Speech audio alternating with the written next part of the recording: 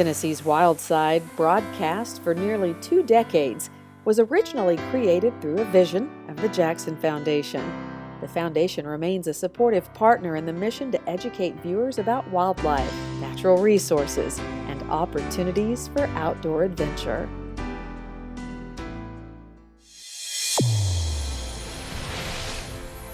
Tennessee's Wild Side is produced in association with Rockwater TV. Coming up, we'll share a reunion of a rescue, the memories of a perilous adventure that became a near-death drama, before hiding behind camo to take a few pictures. Then remind you of birds facing constant threats, and wrap it up by looking at our own timeline here in Tennessee as we explore the wonders of the wild side.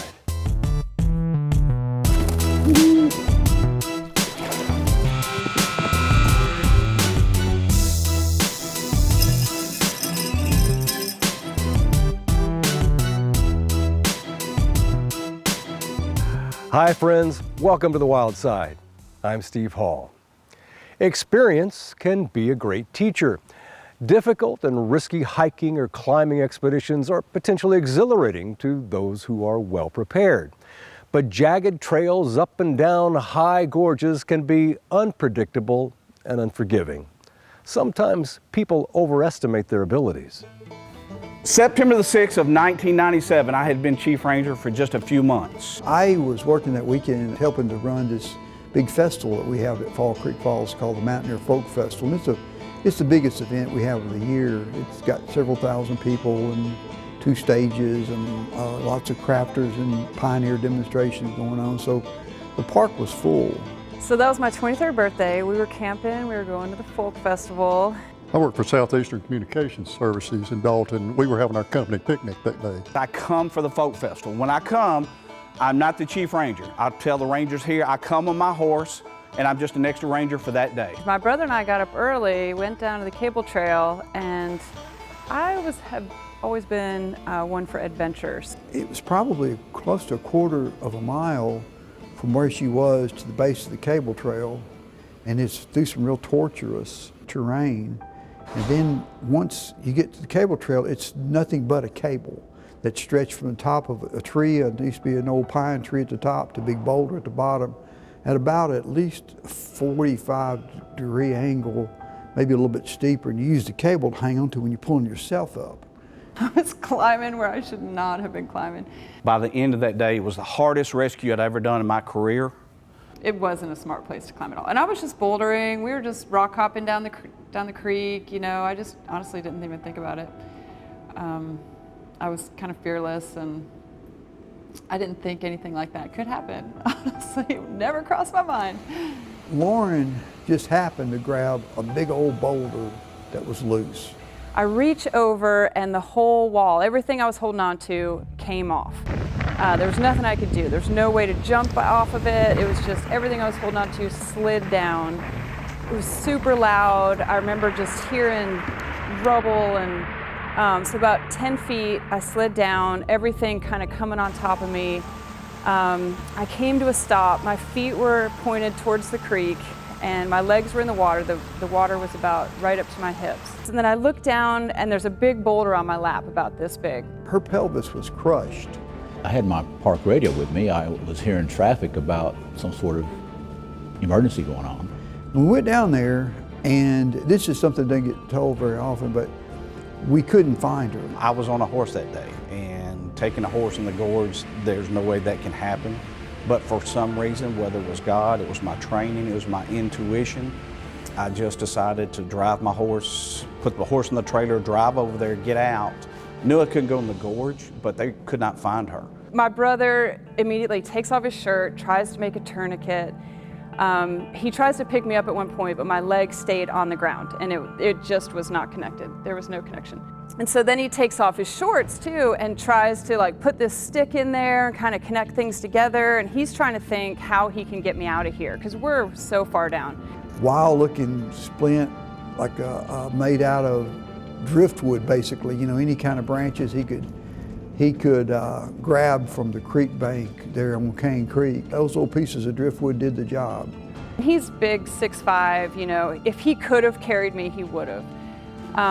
So then we realized he's just got to go get help. So we say our goodbyes, and he's my best friend, and it was emotional. You know, we're like telling each other we love each other, and he runs off trying to get help. We come in the park, and when we got right there at the cable trail, boy run right out in front of the truck, right in the middle of the road. And he said, "I need help. My sister's fell. I'm afraid she's going to die." I declared, you know, I will not die. I'm going to live. And Psalm 91 was going through my head. With long life will I satisfy you and show you my salvation. I rode out above where she was on the pawpaw trail, and I was able to periodically look down, not see her, look down. So I just started singing as loud as I could. I started thanking God for my life and singing, and every song I could think of from church, I just started singing as loud as I could. It took forever to get there. I don't know how far it was. We were having to go over these big rocks. And I was 44-year-old smoker, so I was having to stop every now and then and catch my breath. So it took maybe an hour and a half for my brother to get back, and I could hear him yelling for me. So he got back with one other guy that he had flagged down that was going to a company picnic. When I saw her, I was scared to death. I thought, there's no way this girl's going to live. There's no way. And they lowered me down into the water, and it felt a ton better to just be floating. And she said, "I'd like to stay in the creek as long as I'm in the water. It don't hurt." And I said, "Well, we'll stay in the creek then." And it was cold. And at one point, about 3 miles out on the trail, I looked down, I could see an individual laying in a red pool of water.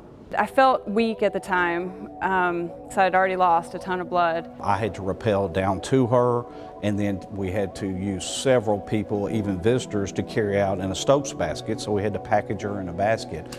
And then when we got to the bottom of the cable trail, we had to use a rope haul system to get her out. We got her packaged, and we didn't dare remove his original splint because, you know, we were trying to stanch the blood flow, but we packaged her and started moving with her immediately as quickly as we could because, you know, obviously she was losing a lot of fluids. It's kind of a dangerous rescue. We've done a number of them there, but it is kind of dangerous for the people rescuing because of the way people get underneath the basket to kind of push it up as we're pulling from the top, and they're not on good ground. And if someone was to slip, they would be injured pretty bad.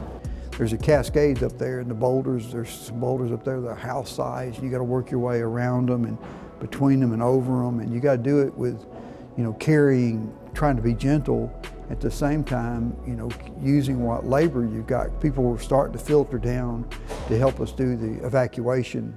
This whole duration from the beginning to the end was about 5 hours for her.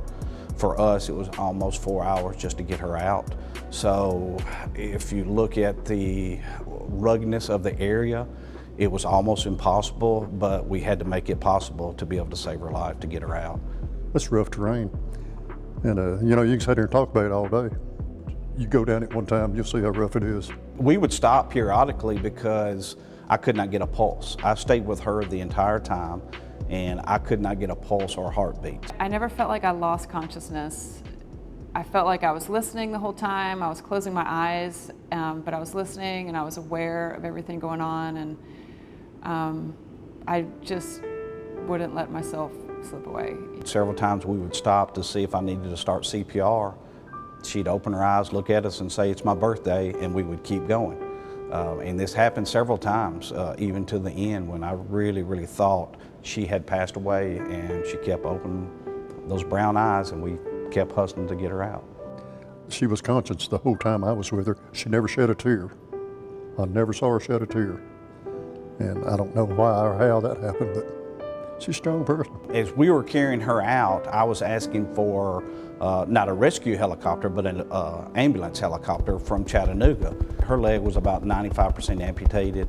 She had lost tremendous amount of blood, and I knew we were looking at minutes of getting her out of there to be able to survive her, and the only way we could do it would be able to get a helicopter and fly her out.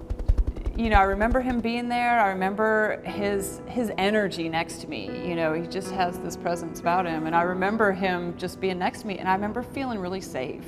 And there were so many people on that rescue, and I remember feeling really grateful that there were just so many people willing to help get me out, and everyone was bloody. Every single person was like covered in blood.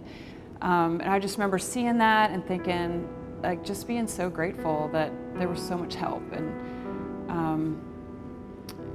it was moving for me I felt safe. I felt like I'm in good hands and I can just rest, and I just felt like they're gonna take care of me and get me out. Wayne Clift, who is there, sitting right there, he is the first gentleman that got to you that day.